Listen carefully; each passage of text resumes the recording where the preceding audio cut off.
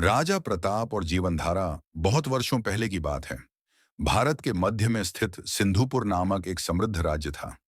वहां की धरती उपजाऊ थी, नदियां कल कल बहती थीं और चारों ओर हरियाली फैली थी।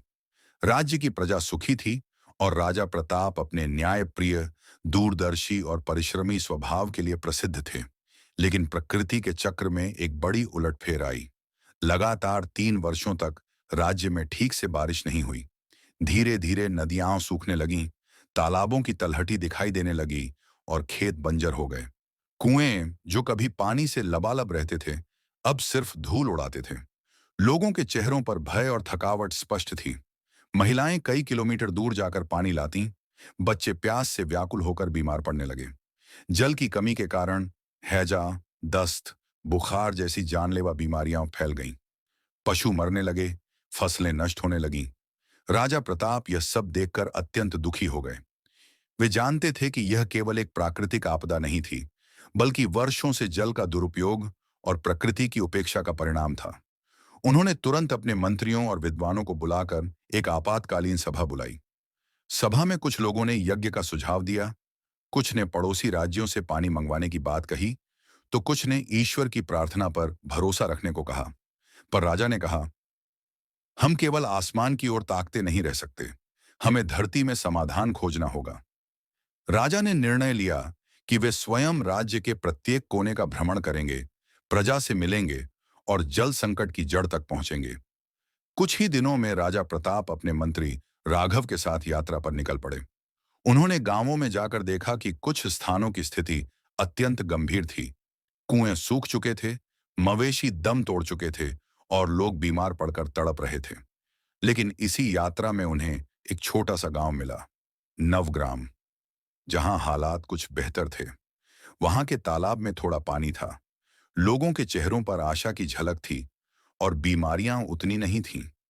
राजा ने गांव के बुजुर्गों से पूछा कि उन्होंने ऐसा कैसे किया। एक वृद्ध किसान ने उत्तर दिया, हमने अपने पूर्वजों की परंपराएं नहीं छोड़ी। हर साल हम तालाब की सफाई करते हैं, बारिश का पानी रोकते हैं और वृक्ष लगाते हैं। हमने सिखाया है, जल को रोको, जीवन को बचाओ। यह बात राजा प्रताप के दिल में घर कर गई। उन्होंने समझ लिया कि समाधान कोई चमत्कार नहीं, बल्कि समझदारी और परिश्रम से आता है।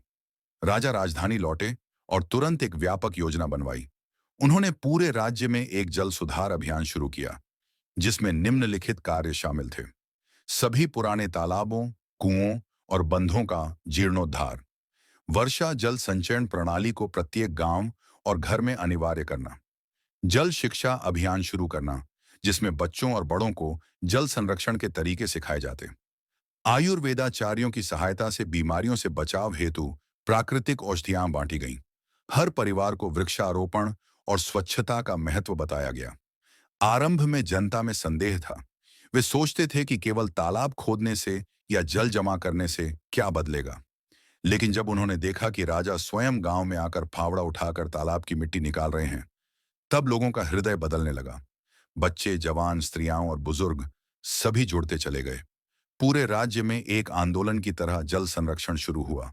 धीरे धीरे बदलाव नजर आने लगा। मानसून आया और पहली बार वर्षों बाद बारिश हुई। पर इस बार बारिश का पानी बहकर बर्बाद नहीं हुआ, वह जमा हुआ, बंधों में रुका, धरती में समा गया। राज्य के तालाब फिर से भरने लगे, कुओं में जलस्तर लौट आया, खेतों में हरियाली लौटने लगी, बीमारियां घटने लगीं, लोगों के चेहरों पर मुस्कान लौटी। राजा प्रताप ने एक और पहल की, जल नायक अभियान, जिसके अंतर्गत प्रत्येक विद्यालय में जल और स्वास्थ्य की शिक्षा दी जाने लगी। बच्चों को जल का महत्व समझाया गया, जल दिवस मनाया गया और प्रतियोगिताएं आयोजित की गईं। कुछ वर्षों के भीतर सिंधुपुर राज्य फिर से वही हरा भरा समृद्ध प्रदेश बन गया जो कभी था। लेकिन इस बार उसकी जड़ें केवल प्रकृति में नहीं, बल्कि समझदारी, मेहनत और जागरूकता में थीं। राजा प्रताप का नाम इतिहास में केवल एक शासक के रूप में नहीं, बल्कि एक मार्गदर्शक के रूप में दर्ज हुआ, जिसने समय रहते सही निर्णय लेकर न केवल अपने राज्य को, बल्कि उसकी आने वाली पीढ़ियों को जीवन दिया। कहानी का संदेश, जल ही जीवन है। इसे बचाना केवल सरकार की नहीं, हर नागरिक की जिम्मेदारी है। जब तक जल सुरक्षित है, तब तक हमारा भविष्य भी सुरक्षित है।